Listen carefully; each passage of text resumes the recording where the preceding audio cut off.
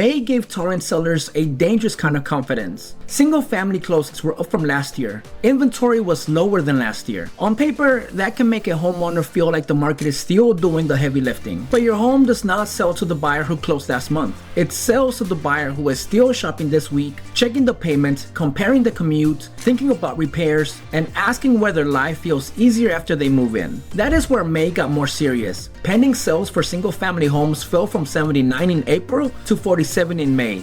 Condo and townhome pending slipped too. Buyers did not disappear, they got more conditional. So this Torrance update is about the gap between the homes that already closed and the buyer who still has to choose yours. I'm Hernandez, and I help Torrance and South Bay homeowners understand what the market is really saying before they make their next move. The lens for this market is simple. Do not price only from the sale that already happened. Pressure test the buyer who is still deciding. If you're watching because a Torrance sale may be coming up this year, call or text me using the contact information in the description. We'll pressure test the price before it goes public, so that you know whether buyers are likely to lean in or to make you explain it. If you're not ready to talk yet, use HomeBot. You will find that in the description. If you're planning to sell a Torrance home in the next 60 to 90 days, call or text me before you choose the public price. Tell me you're thinking about selling in Torrance and I'll help you pressure test your property type, your neighborhood, and the homes buyers will compare against yours before the market reacts publicly. Now let's get into the data because the citywide numbers explain why this matters. The house market was still producing real absorption.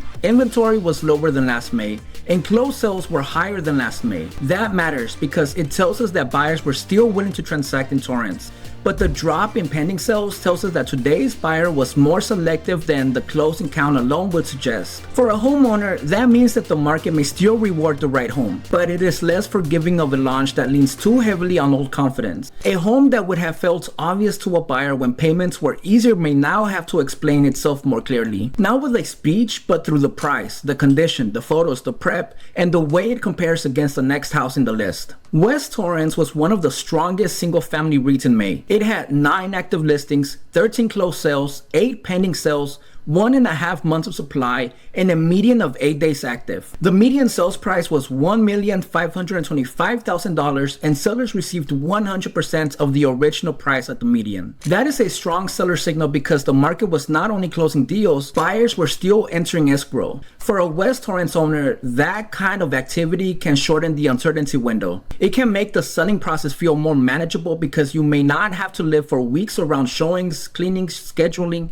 and wondering whether the price is landing. But a fast lane also gives fast feedback. If similar homes are moving and yours is getting traffic without follow-up, the market is not being subtle. It may be telling you the home is not showing as strongly as it looked online. It may be telling you that buyers are using a repair or layout issue to justify waiting. Or it may be telling you that the price is asking them to choose your home over an easier option nearby. South Torrance also showed real strength. It had 7 active listings, 11 closed sales, 5 pendings, 1 month of supply, and a 9-day median. The median sales price was $1,800,000 and sellers received 101.7% of original price at the median. That tells us buyers were still willing to stretch for the right house. But I would not turn that into a lazy rule. The closing side was stronger than the pending side, which means a seller should respect the difference between a buyer who already committed and the buyer who is still weighing the next move. In a market like this, a good result is still possible, but the launch has to give the buyer enough confidence to act. Hollywood Riviera was one of the cleanest high price signals in the Torrance data.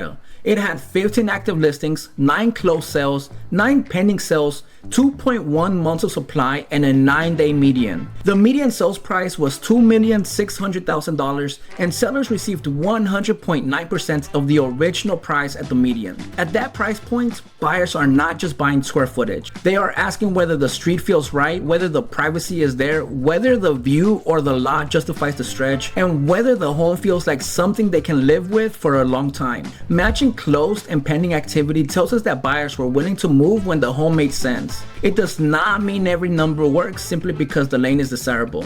Central Torrance and Walteria were also functioning well, but the seller still needs position. Central Torrance had 10 active listings, 6 closed sales, 6 pendings, 2.4 months of supply, and a 9-day median. Walteria had 7 active listings, 5 closed sales, 4 pendings, 2 months of supply, and a 12-day median. Those numbers can absolutely support a seller, but in these lanes, the practical side of the buyer decision matters a lot. A buyer may be asking whether the home solves the school, commute, and space problem cleanly enough to justify the payments. If the home needs work, the price has to leave room for that reality. If the layout is unusual, the presentation has to make the use of the space obvious. If there is a competing house that feels easier, the value difference has to be clear. North Torrance had a more mixed but still important read. North Torrance West had 12 active listings, 9 closed sales, 4 pendings, 1.8 months of supply, and a 13-day median. North Torrance East had only 3 active listings, 4 closed sales, 1 pending sale,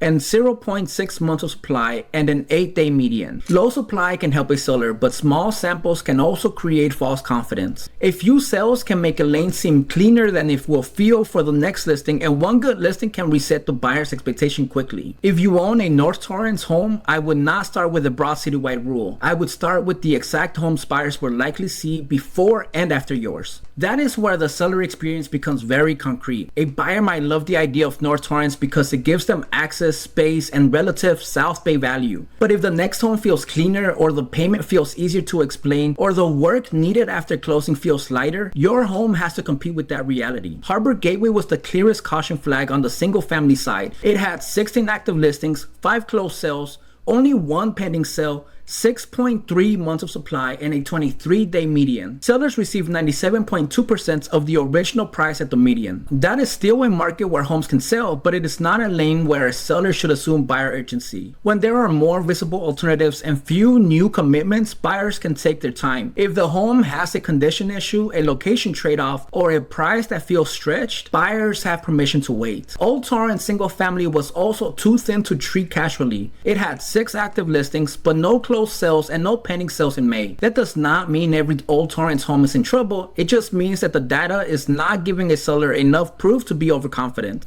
Pricing from a citywide average in a thin lane can make the plan feel safer than it is. Southwood and Southeast Torrance East deserves a measured read too. Southwood had 6 active listings, 2 closed sales, 1 pending sale, 1.8 months of supply, and a 15-day median. Southeast Torrance East had 12 active listings, 4 closed sales, 3 pendings, 2.4 months of supply, and a 15-day median. Neither lane is sending a collapse signal, but compared with the fastest house lanes, a seller should assume buyers may need more proof before they commit. That proof may come from the way the home is prepared, the way the price fits the lane, or the way the home makes the buyer's daily life feel easier. So the single family story is not that Torrance houses are easy. The better read is this: Torrance homes can still sell quickly when they line up with the buyer's practical math, but May's softer pending activity tells sellers not to treat closed sale strength as a blank check. Now, attached housing needs its own conversation because condos and townhomes put the monthly decision under a brighter light. A buyer may walk into a Torrance townhome and like the kitchen, the square footage, or the location. But once they start thinking about the full monthly picture, the decision changes. The HOA is not abstract anymore. Parking becomes part of the daily routines. Stairs matter when they picture groceries, kids, guests, or aging parents. Building condition matters because the buyer is not only buying the unit, they are trusting the whole package. That is why attached housing can still close while feeling more selective for sellers. Buyers did not disappear in May. They were just more careful about which units felt easy enough to commit to. The largest attached supply showed up in the County Strip, Central Torrance, and Old Torrance. County Strip had 25 active listings, 7 closed sales,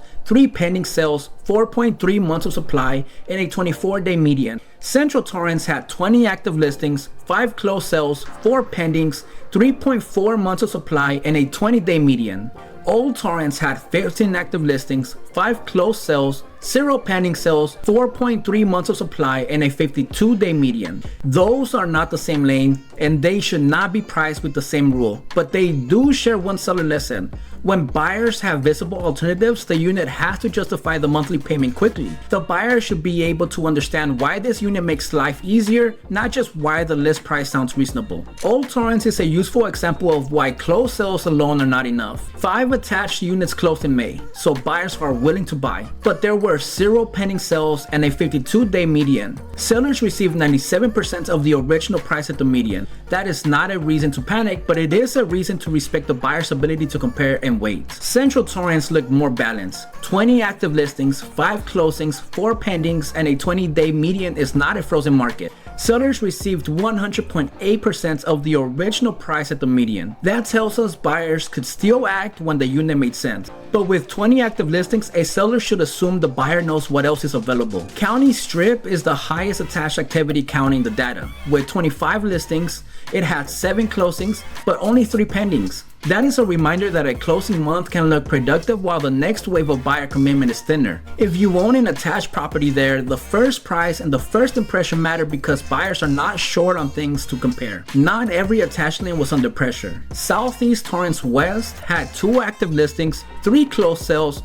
6 pending sales, 0.5 months of supply, and a 6-day median. That is a small sample, but it shows how quickly buyers can still move when the product and the monthly package feel easy to support. Southwood Attached Housing tells us the other side of the story. There were only 2 active listings, 1 closing, and 2 pendings. So the count was small, but the median days active was 75, and sellers received 89.6% of the original price at the median. I would not build a sweeping rule from that sample, but I would take a lesson seriously. Low inventory does not automatically protect the price if the buyer sees a reason to hesitate. Hollywood Riviera Attached was also thin with 5 active listings, 1 closing, and 0 pendings. That does not let us make a sweeping claim. It simply means a seller should avoid borrowing confidence from the single family side if the buyer pool, monthly cost, and property type are different. At this point, the citywide read has done its job, but it cannot tell you what buyers will feel when they walk into your home. So if that decision is starting to get real, call or text me. My contact information will be in the description. We'll look at what buyers would need to believe before they choose your home, not after the feedback is already public. But if you're not ready for that call just yet, but selling later this year is starting to feel possible, download my 8-week home marketing plan using the link in the description. It gives you the pre-launch, the launch, and the follow-up structure a serious listing needs before days on market starts shaping the story for you. And if you want the monthly Torrance read, subscribe to this channel. Now let's talk about the payment because it is shaping buyer behavior before an offer even gets written. The 30-year fixed mortgage rate was 6.53% at the end of May, up from 6.30% at the end of April. In Torrance price ranges, that move can change how a buyer feels. They may still want the school district, they may still want the commute, they may still prefer Torrance because it feels more practical than some nearby South Bay choices. But when the payment tightens, buyers become less willing to overlook the things that would bother them. That is why May's Torrance data makes sense. Buyers are still buying, sellers are still getting strong outcomes in certain lanes, but the buyer is less willing to turn a complicated yes into an offer. So before a Torrance home goes public, I would pressure test the buyer who is still deciding. Start with price defense. A strong price does not have to be cheap, but it has to hold up next to the homes that the buyer will actually see this week. If the number only works after a long explanation, the market may make that conversation public through quiet follow-up, weak offer activity, or a reduction later. Then look at what the buyer will remember after the showing. In Torrance, that memory is often practical. The morning routine feels easier, the commute makes sense, the yard will actually get used, the layout solves a daily problem, the parking makes life simpler. The buyer needs something that pulls them back after the initial walkthrough fades. The next part is removing avoidable hesitation. If a repair question is sitting there unanswered, or the HOA story feels unclear, or the presentation makes the home feel harder than it really is, the buyer has a reason to slow down or ask for more. And during the first 2 weekends, traffic is only the surface read. A strong signal is what happens after buyers leave. Serious follow-up, second showings, agent conversations, and clean offer terms. A busy open house followed by silence tells us a very different story. May showed us that single-family homes still have real support, especially in lanes like West Torrance, South Torrance, Hollywood Riviera, Central Torrance, and Walteria. When the homes line up with the buyer's math, it also shows that softer pending activity cannot be ignored. On the attached side, units are still selling, but buyers are weighing the full monthly package more carefully. So if you found value in this video, like and subscribe, and I will see you in the next video.